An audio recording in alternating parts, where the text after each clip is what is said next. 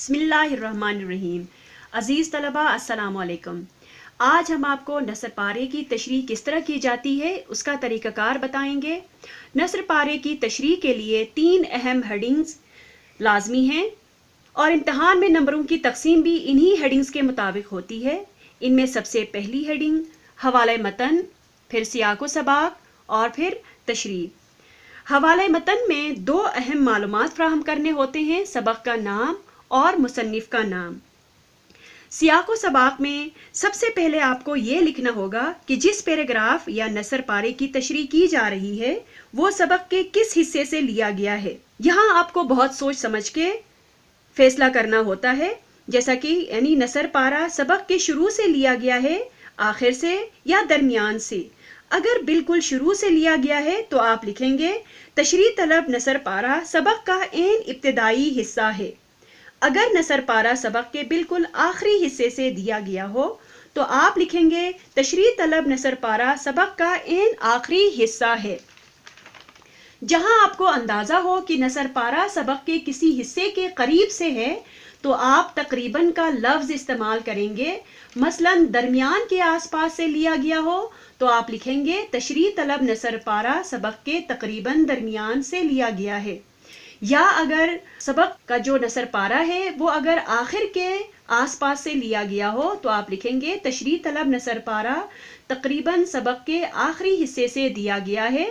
اگر تقریباً شروع کا حصہ ہے تو پھر آپ لکھیں گے تشریح طلب نثر پارہ سبق کے شروع سے لیا گیا ہے۔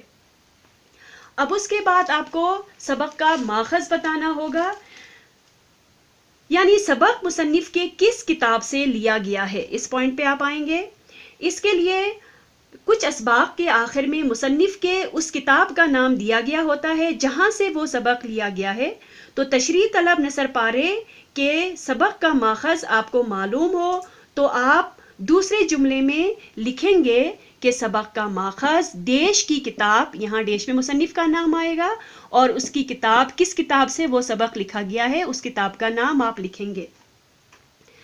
اس کے بعد آتے ہیں تشریح طلب نثر پارے سے پہلے، آپ اس سے پہلے کا مختصراً تھوڑا سا ذکر کریں گے آپ، پھر تشریح طلب نثر پارے کے بعد کا آپ مختصر ذکر کریں گے۔ تشریح طلب نثر پارے سے پہلے کا مختصر ذکر کرتے ہوئے آپ خاص باتوں کو 3-4 جملوں میں بیان کریں گے اور پھر نثر پارے کے بعد کا مختصر ذکر کریں گے۔ اس میں بھی آپ خاص باتوں کو اپنے الفاظ میں 3-4 جملوں میں لکھیں گے۔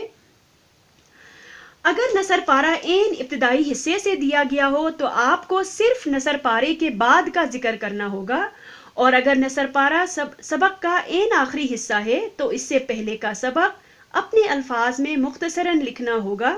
سبق میں جو کہانی ہے اسے لفظ بہ لفظ نہیں لکھیں گے بلکہ ایک رپورٹ کی شکل میں اس کا ذکر کرنا ہوگا۔ اب آتے ہیں تشریح کی طرف۔ تشریح میں سب سے پہلے آپ مصنف کا طرز تحریر 3 یا 4 جملوں میں لکھیں گے۔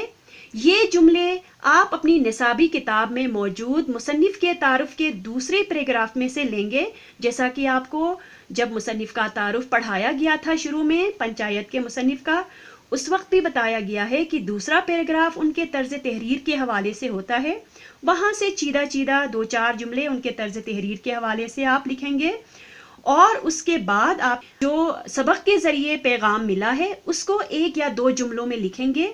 تو یہ کیا ہوگا، یہ ایک چھوٹا سا پیراگراف بن جائے گا۔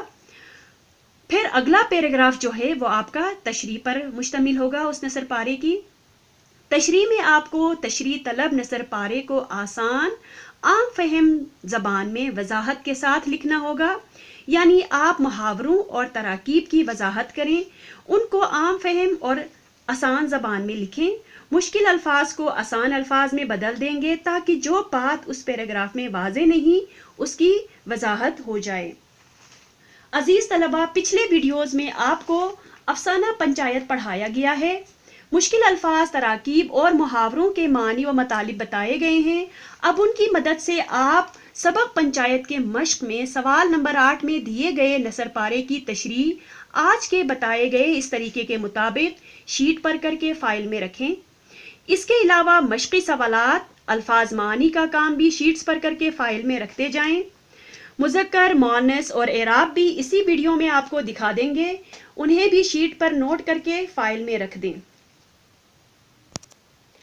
عزیز طلبہ، کچھ مذکر مؤنث یہاں پہ کرنے کے لیے آپ کو ملے ہیں آپ کے پنچایت کے مشق کے اندر، جو کہ بہت آسان ہیں، پھر بھی آپ کی معلومات کے لیے یہاں پہ دیے گئے ہیں. استاد، استانی، شیخ، شیخانی، سیٹھ، سٹھانی، چودھری، چودھرائن، بیل، گائے. سبق پنچایت کے مشق میں ایک اور سوال ہے، اعراب لگائیں. تو یہاں پہ اعراب لگا کے آپ کو دکھائے گئے ہیں. میں ایک بار سارے الفاظ پڑھ لیتی ہوں، اسی حساب سے آپ اعراب لگائیں اور فائل میں رکھ دیں کسی پیج کے اوپر لکھ کے. زانوئے ادب، وضع، تحصیل علم، فرو گذاشت، پرسش، تصفیہ، رسوخ، منطق، مباحثہ. عزیز طلبہ، آخر میں آپ سے گزارش ہے کہ اس چینل کو سبسکرائب ضرور کریں. اللہ حافظ.